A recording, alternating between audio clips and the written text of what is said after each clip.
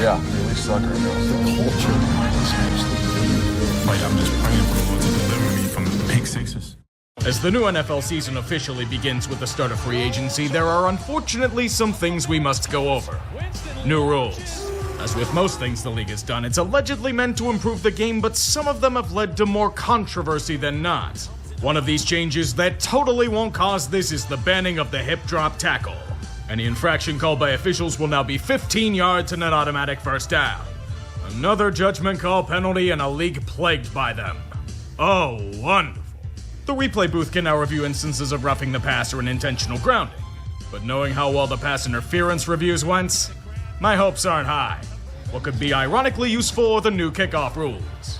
They had to do something about them. The kickoff had been relegated to nothing but touchbacks for the most part. If you watched the XFL this past year, there'll be a slightly modified version of them.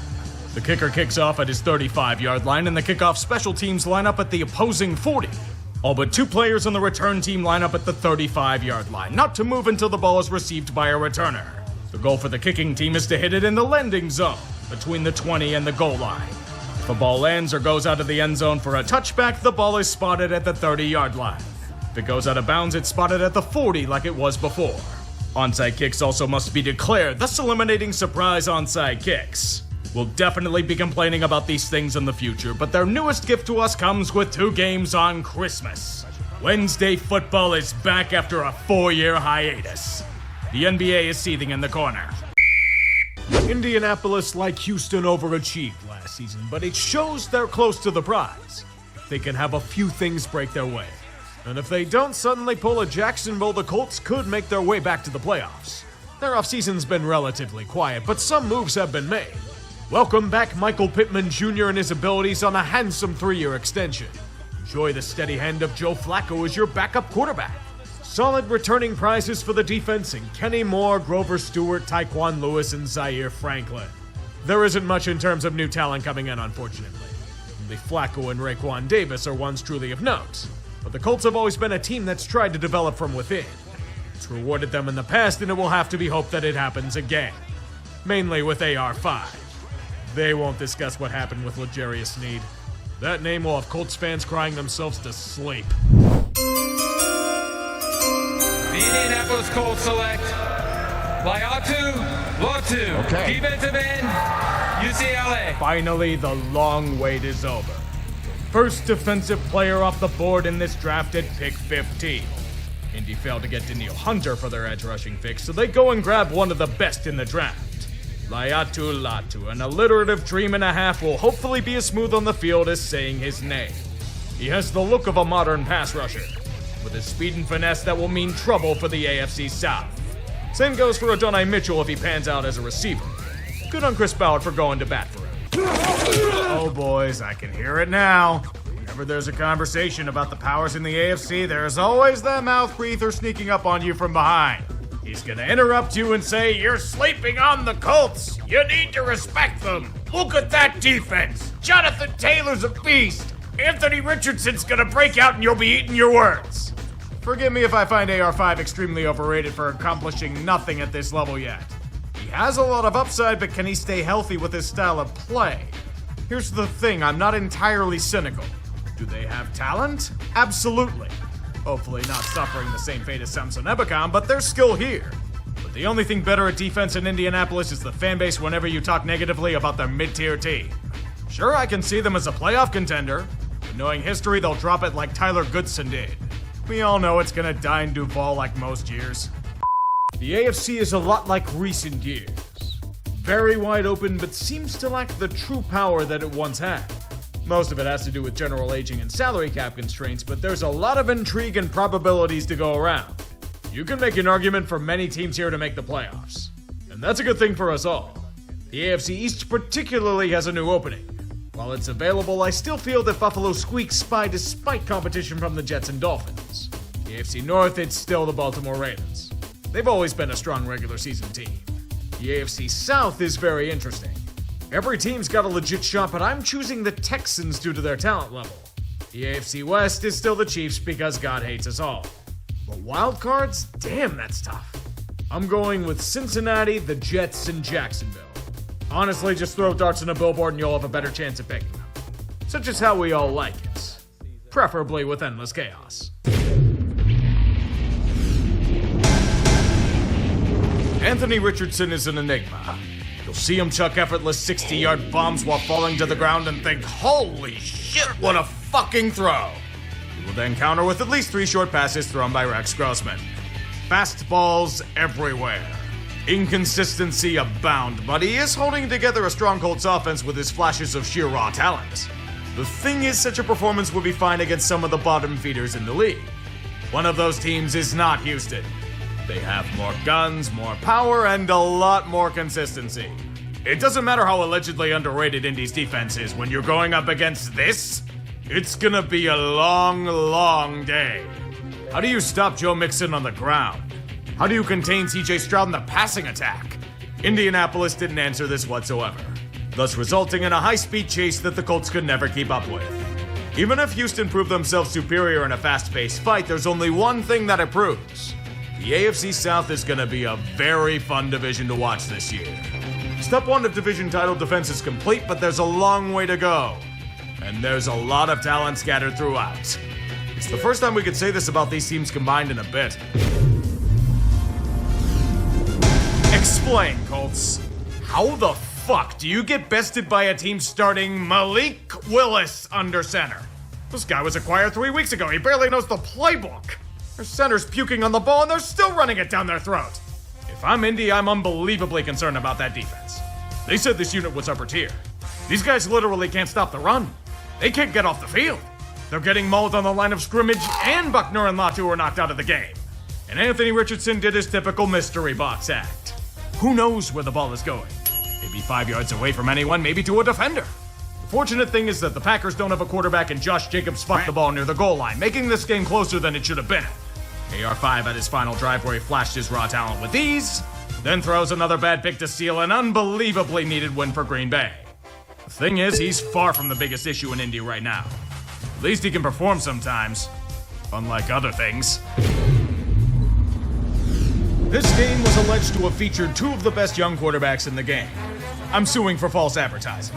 What I saw wasn't a showcase, but a shit show in all aspects of play. From skill positions to offensive lines to plate calling and beyond. Mel Kiper wants to ban the cover 2. He should really consider how offenses have become smooth break. Caleb and AR5 look inconsistent as all hell. Do you have a chance at a touchdown thanks to talent? Anthony Richardson will charitably donate the ball to the Bears defense with the worst pass you'll see in 5 minutes. Is that too much for Caleb to handle? Well, he'll just give the ball right back to the Colts. If it weren't for Jonathan Taylor, I don't know if anyone would have scored any damn points.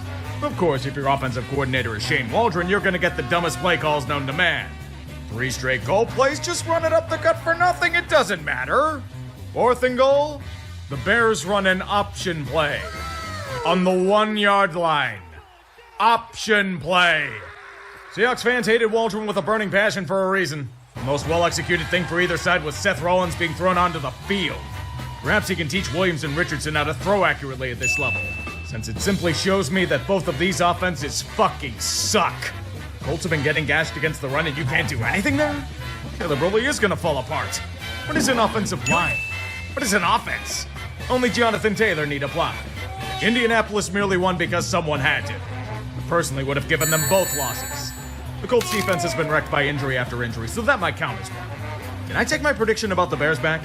They aren't doing shit with how bad their attack has been. There's nothing quite like a Tomlin team going on the road and laying a gigantic egg against a supposedly weak opponent. Don't be fooled, this wasn't playing down, they just played like shit. And that was with Anthony Richardson being due for his routine injury and removal from the game. But what that means? The glory. Joe Flacco in the flesh. The legend has returned. His old man strength and elite quarterbacking will expose every weakness of this supposedly elite defense. Just run everything away from TJ Watt. Going weak side to emphasize the loss of Alex Highsmith was some solid scheming. Flacco's guidance prevented his opponents from getting off the field. A completely embarrassing day for the Black and Gold Brigade. The fact that the Steelers even had a chance in hell of winning this game is surprising considering how flat they looked for huge chunks of the contest. can't establish the run, can't control the trenches, Justin Fields having to do everything while running for his life, game over. Indy earned this. Solid coaching and scheming job by them despite more injuries. Pittsburgh just botches a snap on the final drive to put it out of reach. Welcome to Steeler football. Enjoy the ride. Glorious news for the meme world continues. We will not have to see Anthony Richardson's two good passes a game today. Joe Flacco blesses this timeline with his elite presence. The cost for such an upgrade is no Jonathan Taylor, but perhaps he will end the Colts' horrible curse in Duval. Always running this offense, there's a good chance of doing so. However, for reasons of divine intervention itself, the Jags thrive in this one particular situation. The Colts travel here, Trevor Lawrence will flash the franchise-caliber upside that everyone thought he'd show more consistently. Well, when Tweedledee and Tweedledum don't jackknife the offense's 18-wheeler. The first half, kind of a shit show. The second half, it's why T-Law got $55 million a year. Slicing and dicing a Colts defense with most of its parts in the glue factory. Indy just can't keep up. Lawrence is dismantling their hopes and dreams, proving them as the imposters they are. Yet it's not enough. Jacksonville may have a 14-point lead late, and the memes may be glorious. But this is far from the real drama to unfold. Allow me to regale you with the story of a man who revived from the dead. The master of the arm punt and the check down went through hell to become a legend. Pigskin poetry through the air. Shakespeare with the spiral, his name is Joe Flacco. The game is now tied. God bless this paragon, for he is the salvation of Indianapolis. He should be starting for them over AR5. Period. Yet even for Flacco's might, even he cannot overcome this injury-battered defense. Trevor Lawrence knows the narratives must be maintained, and he has to save the jobs of the incompetent men above him. World-class bailout is about to be codified. The operation stand, the kick by Little is perfect. Indianapolis still cannot win in Duval. The eternal frustrations of a team that had a chance of becoming playoff contenders yet only lose to the last winless team in the league. Kind of hard to succeed when you give up 500 yards of offense. In spite of Peterson and Press Taylor, Jacksonville finally gets something to cheer about. And then groan because nobody's getting fired. Colts did a good thing today. Anthony Richardson is once again told to hit the pine and heal from injury. Joe Flacco will once again heal us all from shitty quarterback play. He is the savior from the awful offense that plagues our league today. From dreams to memes, a glorious sight. Perfect. But he has a rival. Will Levis is a meme lord of the modern age. Not only choosing to imitate Spider-Man shooting blanks in an end zone dance, but valiantly fighting for every yard he can. Even if it means killing a ball boy on the sidelines. Not joking, that guy had to be carted off on a fucking hearse. Good at quarterbacking, what are you talking about? Levis is fucking shit in that aspect of play, but think of the memes! That alone is worth 1,000 bad throws. Tennessee may have been unable to do a damn thing against a Swiss cheese injury-riddled defense, but that won't stop them from being humiliated in a game they should have won. All the Titans have to do is generate some form of offense. They're only down by 3. Tennessee's defense is clamping down on the old man for Indy. What does their unit produce when it matters? 39 yards on 4 drives. A pissed-off Calvin Ridley, 2 3-and-outs, and a pick. This is the future of your franchise? Honestly, if I'm Will, I move to the Hellman's PR unit. He has a lot more success in memes than quarterbacking. Colts get back to 500 thanks to Flacco magic. It wasn't pretty, but when Will Levis is starting for the other team, it's a guaranteed win for you. By the way, what the fuck happened to L'Jarius Sneed? The memes are being punished. Joe Flacco will rot on the bench for Anthony Richardson developing as a starting quarterback. It's not working out. AR5's developing as well as grass in the Sahara. He's wildly inaccurate in even the most basic throws. It doesn't matter if he's got a cannon arm if he can't control it. He's a glorified running back right now. And I don't know if that's ever changing with this style of play. They know who their best option is. And it's the guy on the bench. Put him in, you cowards! The fortunate thing for the Colts is they're playing a team even more pathetic than them right now. Anthony Richardson may be shit, but Miami has nothing. Not even a smidge of offensive ability. Any hope undone by horrible fumbles. Do either of you boys want to try and win the game? No? Okay, carry on with the terrible football. Yet despite this shit show, we'd be wishing for it by the end. Tyler Huntley is now her QB number 3. The Dolphins now go from a Pro Bowler to Tim Boyle, the NFL's DEI hire. I don't know what blackmail he has or how great his X Factor is in holding a clipboard, but he certainly isn't good on the field. Like most weeks, Indianapolis didn't really win. They drunkenly stumbled into a few walls, creating the perfect storm of knocking their opponent unconscious. The Colts, by the grace of God itself, are over 500 again, with a destroyed defense and their best QB on the sidelines. I love and hate this league all at the same time. I was saying the AFC South was going to be a fun division to watch in Week 1? This is torture. A true contender that's somehow underachieving against a hypothetical corpse that's somehow overachieving. The final result is agony to anyone with the misfortune of watching it.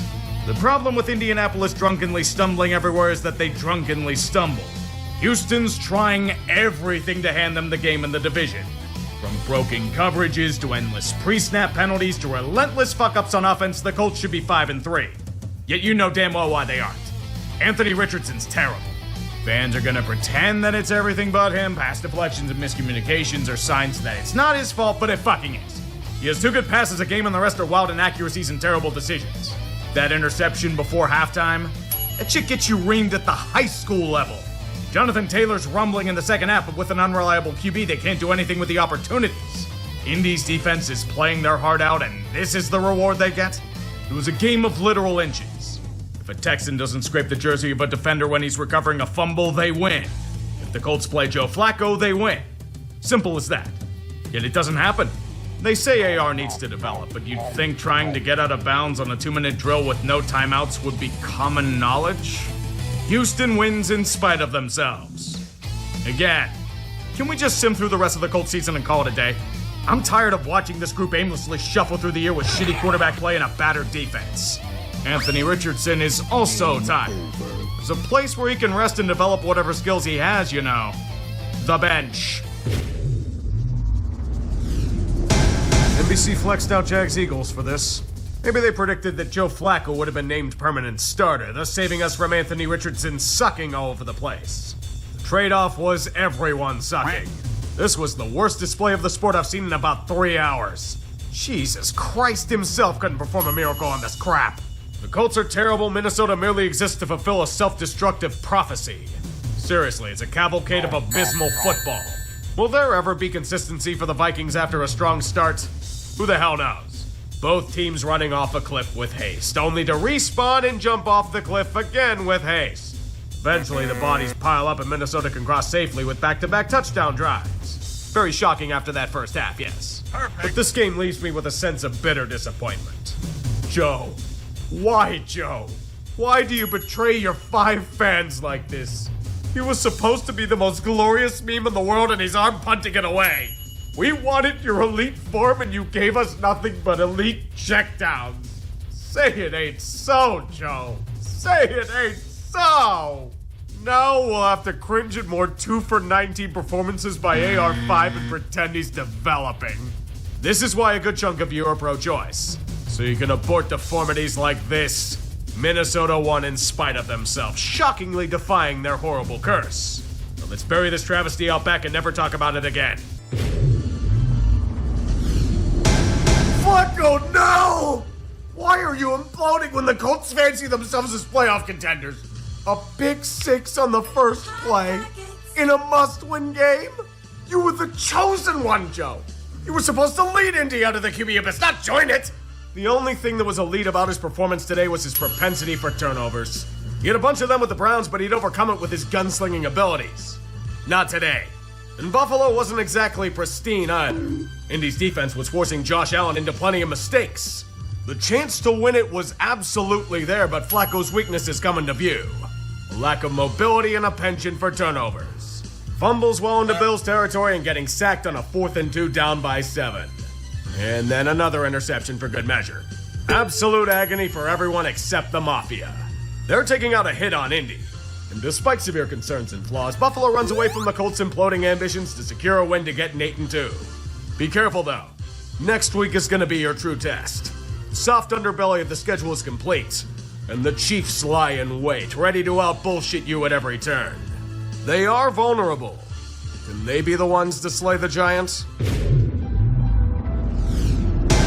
All the Jets needed was a league average Aaron Rodgers and they'd make the playoffs. Oh, if I could only slap some sense into myself a few months ago. New York's season has continued its relentless spiral into death and destruction. Indianapolis has caved and is starting AR5 after a needed benching. And he did not go 5 for 30 today. Against the Jets, he teased the upside that had scouts ogle him at the draft. He didn't just serrate this group at MetLife, he fucking bulldozed them. I don't know if this says more about AR or the Jets. They, as an entire organization, haven't just regressed, they've devolved into the anti-team. Even Flacco would have torched these fuckers. This defense is dog water. And they're somehow hanging with Indy despite every chance given to let them be mollywogged. The Colts defense has its flaws, but Aaron doesn't have the ability to throw it deep like he used to. So it's merely dinking and dunking for touchdowns. The Jets defense? Nothing.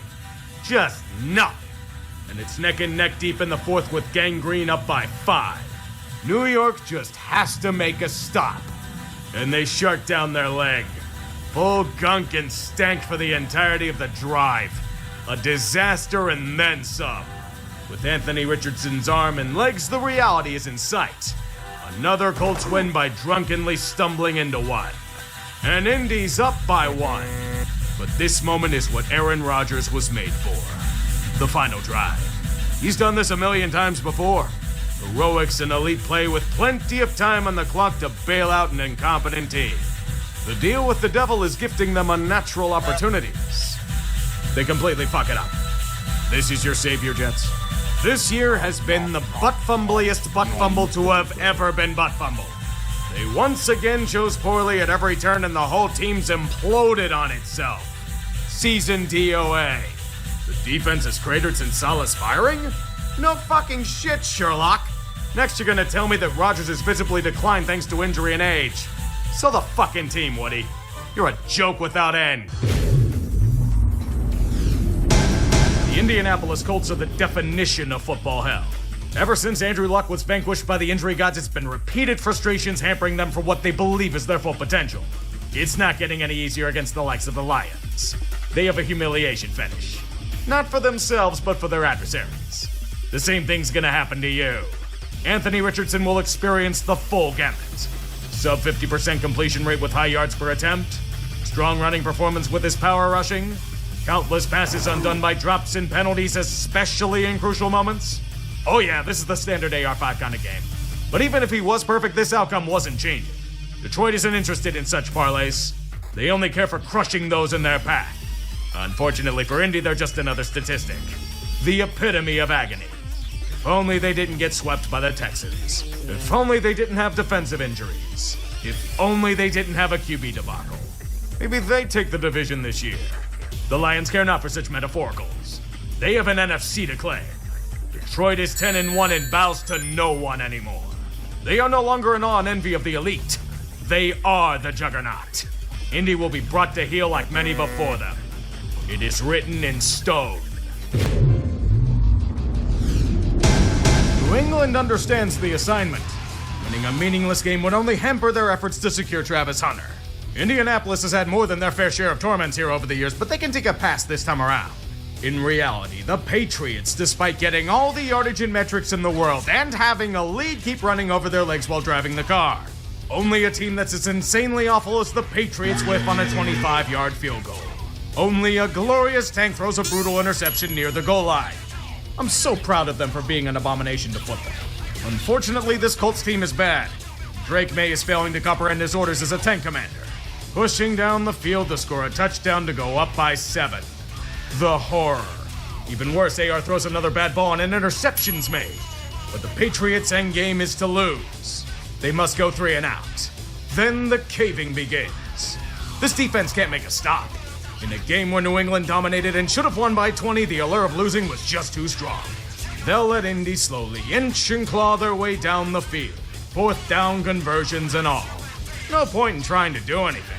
Allow Colts fans to have their Anthony Richardson moment in the style of Kenny Pickett. Comeback drives against a garbage team. You just have to appreciate the small victories in life. Praise be the Richardson magic. Bring us home, Anthony. To the flat. Richardson looking. Richardson, end zone. It is caught. One step closer to Travis. Just let AR unleash his man strength, bow down and call it a day. Going for 2 in the lead. Richardson pulls it back. Richardson bangs it in. And the Indianapolis Colts have taken the lead. Bad teams find ways to lose games. And the Pats more than did so.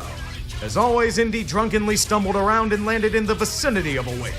They let the Colts remain extremely delusional, which might be a punishment for both teams if we're being honest. Kicking a 68-yard field goal? I don't know what's more hilarious. The fact that Gerard Mayo thought it would work or that it was a few yards short of going through.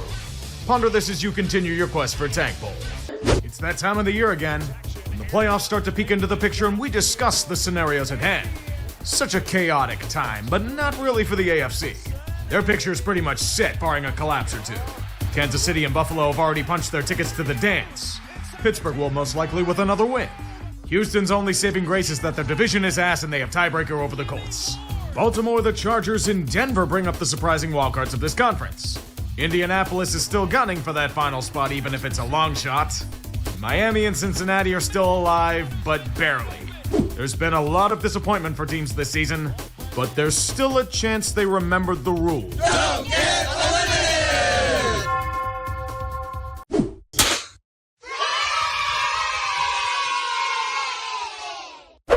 1 month left. Get your tickets to the postseason ready now or be left out in the cold. We know the drill by now. The AFC hasn't seen much change from last week. No clinchings, but Pittsburgh's one step closer. Houston, Baltimore, and Denver were on bye, but the Chargers lost to Kansas City's Black Magic, make it a 3-way tie. It's not set in stone. Indianapolis has a paper-soft schedule to end the year. Beating Denver will go a long way towards a hilarious berth. Miami and Cincinnati are both still alive, but have a steep road ahead of them. You aren't out of the dance until you hear the dreaded words told to a few teams already. You know them by heart. Don't get eliminated! A critical game in the AFC playoff picture. Surprising to think considering how the season's played out, but Denver's eager to get back to the promised land of January. It sure as hell isn't happening the way they're playing. I'm under the assumption that the Broncos got high off their own supply because the quality of play has taken a nosedive. When they thought they were safe, Mo Picks has returned. He's being exposed for the Sean Payton merchant that he is. And the hopium in Denver is choking them away slowly. Even as Anthony Richardson can't throw a football accurately, Indy might as well be leading by 20. It's fucking hilarious. The Colts are going to drunkenly stumble their way into the playoffs. Who needs a passing game when you have Jonathan Taylor rushing through the opposition like this? Oh no, Jonathan! What are you doing, my man? You sat there and watched Malachi Corley pull the same shit on Halloween. Jordan Battle did it hours ago, for fuck's sake. You're getting paid $14 million a season. Why the hell are you sabotaging the season Wentz style? Hold on to the fucking ball! Drunkenly stumbling around has started to backfire. Think a good plan is for Adonai Mitchell to throw a pass? Nick Bonito swoops in and destroys their dreams. And with that, Indy season all but ends in a hilarious thud. They fancy themselves as playoff contenders, yet fail to realize that they fucking suck. Denver wasn't any good either, but if the Colts want to lose the game on their own, more power to them. Their January ambitions may be all but dead, but Colo Cow of the Week honors are more than ripe for the taking. Denver can keep on huffing that hopium as Mo Picks makes a glorious return to fuel his haters. He was absolutely terrible today. Don't you dare think that Indy didn't beat themselves easily. Poor Chris Ballard. He drafted a project QB he can't develop and a season dead to rights. Speaking of which, the Broncos pretty much punched their ticket to January on the back of a strong defense. They're probably going to get walloped in the first round, but considering their early projections, Denver takes that every day of the week. 3 games remain. This week was critical in deciphering the playoff formulas, but it doesn't mean that we're anywhere close to a solution. We need to go deeper. The AFC's number 1 seed is Kansas City's for now, but with Buffalo's tiebreaker and the Mahomes injury, things could be getting complicated there. The AFC North will be all but decided this Saturday. Steelers and Ravens locking horns. If Pittsburgh wins, they clinch it outright. If Baltimore breaks them, they control their own destiny there. The loser will secure a wildcard spot, and the other 2 are up for grabs. Denver's all but secured one with last week's win, but the Chargers are solely in 7th. They should make it barring a collapse. They do fall, Indy gets first rights, followed by Miami and Cincy. All three are on life support, however. Get ready. These words are gonna come in handy. Don't get eliminated! Every time I think the Titans can't get shittier in terms of their coaching and execution, they reinforce that they chose the wrong side in a power struggle. This team is terror-bad. Good Christ above, what bender did their defense go on before this contest? So many missed assignments, coverages, and reads they'd have been held back from first grade. Indy was literally a one-dimensional offense. He didn't even need to pass. Jonathan Taylor rushed for over 200 yards and barely broke a sweat. He even held onto the ball this time. Tennessee surrendered 335 yards of rushing. The Colts crushed this team to dust by trampling them to death over and over again. So why the hell was this a one-score game? You were up 38-7, boys. The fact that it even got this close against a team as god-awful as the Titans proves how horrible Indy is this year. A nail-biter against them? Really? If they make the playoffs, I don't know whether to laugh or burn things. The time has come to crunch. We're nearing the finish line. And there's still plenty of positions at the round table to play for. The number one seed in the AFC will be decided as such. Kansas City's a winning clinch. The Bills need to win out and the Chiefs to lose out to secure it. It's very possible considering their respective opponents. The AFC North is wide open after the Ravens win last week. However, the Steelers still control their own destiny. But if Pittsburgh slips up, Baltimore can make their move. The wildcard slots are pretty much set in stone, barring a collapse or two. Liquid LA and Denver are all but a shoo-in, just needing to win and they're in. The Broncos' opponents aren't exactly slouches, though. Indy, on the other hand, is playing glorified JV squads. Cincy and Miami are also chomping at the bit if they fall apart. Don't be left out in the cold, NFL world, lest you suffer the greatest humiliation. Don't get eliminated!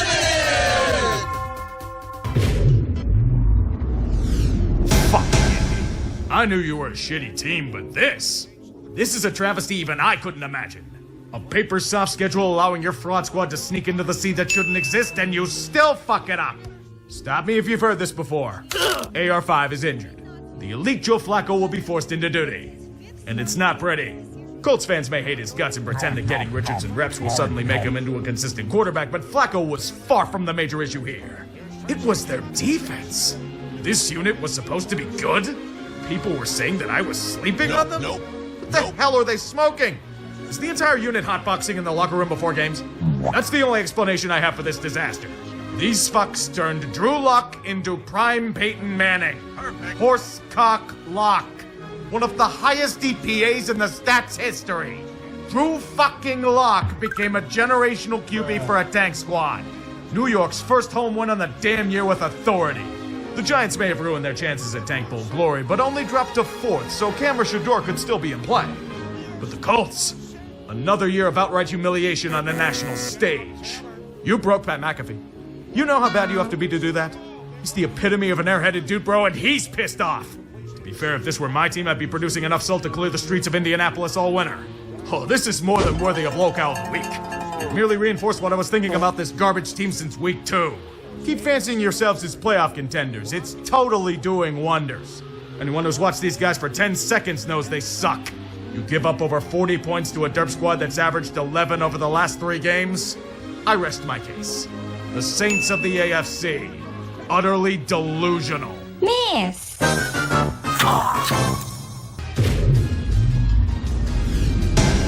In a contest between two franchises circling the drain, I have one question to ask. How the fuck does Trent Baalke still have a job? I'm dead serious. The dude's a fucking hack and somehow survives every single power struggle imaginable. Does he have unflattering images of Tony Khan? What's his plan besides to fail miserably everywhere he goes?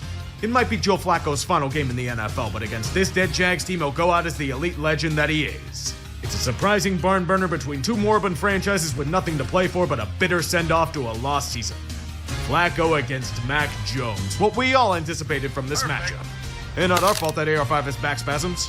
Jonathan Taylor's still crushing it, so no real point in saying otherwise. Even if this game goes to overtime, it doesn't really matter. Of course, the moment when there's absolutely nothing to play for but pride, the Colts hang on and gift the Jags a slightly better draft pick. Glory be Jim Irsay's football acumen. Wait, they're keeping Ballard and Steichen? What the hell has Chris Ballard done to stay employed?